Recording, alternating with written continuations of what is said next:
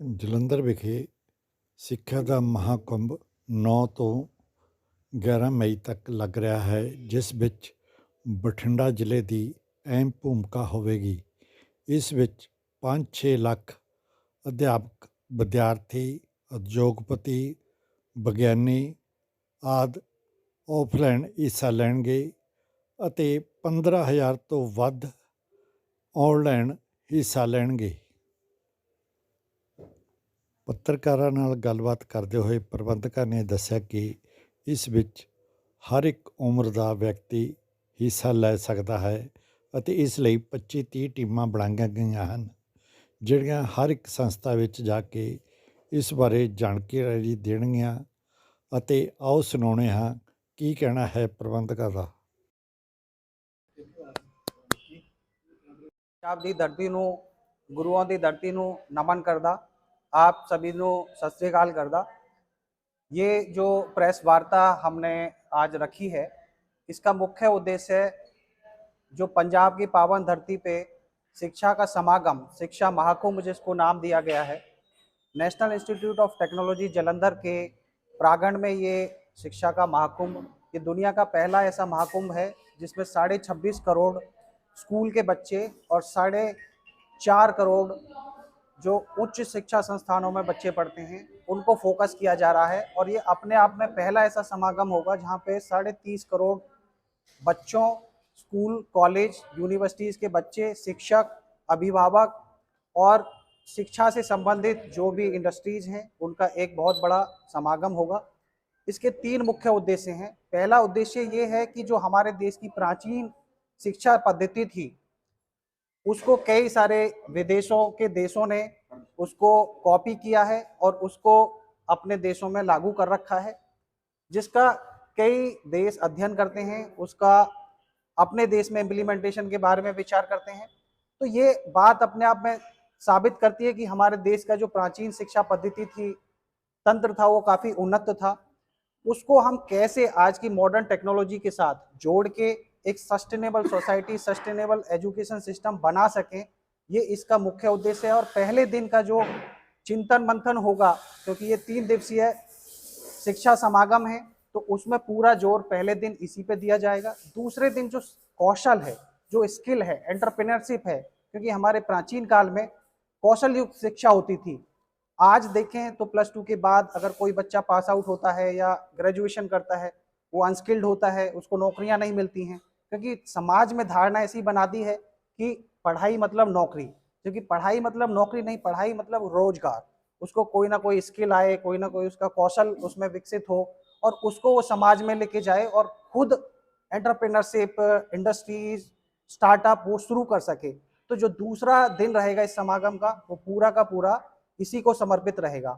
और जो तीसरा दिन है उसमें क्या है कि जो हायर एजुकेशन के संस्थान हैं, जैसे अभी हम एम्स के निदेशक महोदय से मिलके आए, यहाँ पे और भी संस्थान है, सेंट्रल यूनिवर्सिटी भटिंडा है, ये कैसे जो स्कूली शिक्षा है उसके साथ इंटीग्रेट हो सकें, उनके साथ मिलके, क्योंकि यहाँ पे आसपास बहुत सारे ऐसे सरकारी संस्थान हैं, छोटे स्कूल हैं, जहाँ के बच्चों को यही नहीं पता कि एम्स में क्या होता है, कैसे पढ़ाई होती है। सभी बच्चे एम्स में, आईआईटी में नहीं पहुँच पाते हैं, लेकिन अगर उन बच्चों को जीवन में 2-4 बार अवसर मिले स्कूल की शिक्षा के दौरान कि एम्स में जाने का मौका मिले, वहाँ की लैब्स को देखने का, वहाँ के ऑपरेशन थिएटर्स, आईआईटीज़ की लैब्स को देखने का मौका मिले, तो कहीं ना कहीं उनके अंदर एक बीजारोपण होगा कि हमें भी कुछ करना चाहिए, कौशल की दिशा में आगे बढ़ना चाहिए। तो इन संस्थानों को कैसे हम स्कूली शिक्षा के साथ जोड़ के आगे बढ़ा सकते हैं। इसके अलावा इस समागम में लगभग 4000 शोध पत्र पूरे देश से स्कूली शिक्षा के माध्यम से हम मंगा रहे हैं।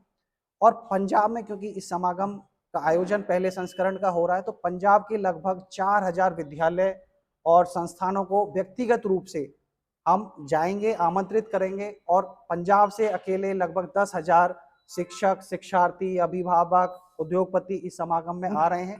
और पूरे भारत से लगभग 15,000 प्रतिनिधि इसमें भाग लेंगे और 5 से 6 लाख जो शिक्षक हैं, शिक्षार्थी हैं, वो इसमें ऑनलाइन मोड में जुड़ेंगे, हाइब्रिड मोड में, क्योंकि ये कॉन्फ्रेंस का आयोजन हो रहा है। ये जो समागम है ये 9 से 11 जून 2023 को एनआईटी जालंधर के प्रांगण में हो रहा है। और अगर इसमें बात की जाए कि कीनोट स्पीकर्स कौन रहेंगे, इसमें मुख्य वक्ता कौन रहेंगे, तो जो बड़े-बड़े संस्थान हैं उनके निदेशक, एकेडमिशियंस इसमें मुख्य वक्ता के रूप में रहने वाले हैं। मुख्य अतिथि की बात करें तो शिक्षा मंत्री भारत के, युवा मामलों के मंत्री अनुराग सिंह ठाकुर, पंजाब के महामहिम, हरियाणा के महामहिम, हरियाणा के शिक्षा मंत्री, पंजाब के शिक्षा मंत्री, बाकी अन्य प्रांतों के शिक्षा मंत्री और शिक्षा सचिव इसमें अतिथि, मुख्य अतिथि के नाते रहने वाले हैं। और ये अपने आप में एक ऐसा आयोजन रहेगा जो दुनिया देखेगी, क्योंकि भारत पहले से ही विश्व गुरु रहा है और उसी दिशा में भारत को बढ़ाने की दिशा इस समागम के माध्यम से दी जाएगी। Is it a government owned? अगर आयोजन की बात की जाए तो अभी तो इसको लगभग 7 संगठनों का समर्थन मिला हुआ है हमें। शिक्षा मंत्रालय का समर्थन मिला हुआ है, कौशल विकास मंत्रालय का समर्थन मिला हुआ है, हरियाणा के शिक्षा मंत्रालय का समर्थन मिला हुआ है, हरियाणा और पंजाब के राजभवन का समर्थन मिला हुआ है। एनआईटी जालंधर जो कि एक राष्ट्रीय संस्थान है, वो इसका मुख्य आयोजक है, और विद्या भारती एक दुनिया की सबसे बड़ी एनजीओ है, वो इसका ओरिजिनेटर है। वहाँ कौन कौन आ सकता है, वहाँ जहाँ जहाँ प्रोग्राम करवा रहे हैं? वहाँ पे कोई भी आ सकता है, क्योंकि जो एजुकेशन है, शिक्षा है, वो किसी व्यक्ति विशेष का विषय नहीं है।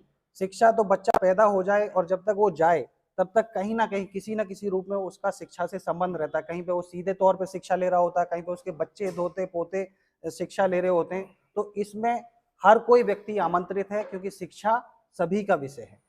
सर आज के समय में जैसे सर्टिफिकेट देखी जाती है, मेरिट देखी जाती है, रेट देखी जाती है, जहाँ नौकरी लगे होता है वहाँ भी ऐसी तरह एक्सपीरियंस स्किल कम देखी जाती है, सर्टिफिकेट देखी जाती है। ऐसे में कैसे करना ऐसा होंगे लोग? जी, इसके लिए बड़े अच्छा सवाल आपने पूछा। मैं डिपार्टमेंट ऑफ होलिस्टिक एजुकेशन का फाउंडिंग डायरेक्टर हूँ। तो हमने कुछ प्रयोग किए हैं शिक्षा में कि जो सर्टिफिकेट होता है उसमें 5-6 सब्जेक्ट्स के मार्क्स होते हैं। हमने एक नया प्रयोग किया कि उसमें 25 पॉइंट्स हमने डाले हैं कि बच्चे का पर्यावरण के प्रति कैसे संवेदनशीलता है, बच्चा टीम में कैसे काम करता है, बच्चे का जो कौशल है, कौशल में क्या उसका इंटरेस्ट है, किस तरह का उसका परफॉर्मेंस है। ऐसे 25 बिंदुओं का रिपोर्ट कार्ड हम बनाते हैं, जिसको हमने होलिस्टिक रिपोर्ट कार्ड का नाम दिया है।